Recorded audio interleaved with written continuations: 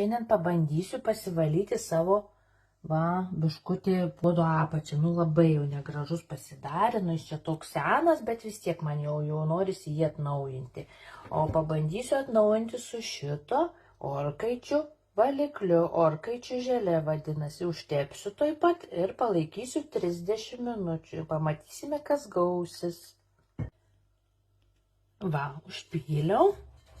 Dabar ištepliosiu pačias jauriausias vieteles ištepsiu. Ir matysim, ko čia baigsis.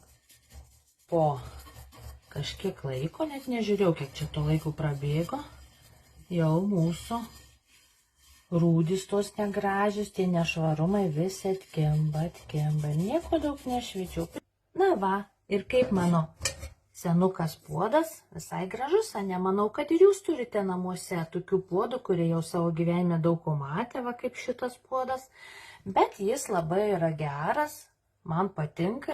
O šita orkaičių želė, su kuriuo aš išveičiau, yra naudojama viskam, ir grotelėms, ir šašlykinėms, ir kiti vyrai ratlankius plauna mašinoms ten prieš.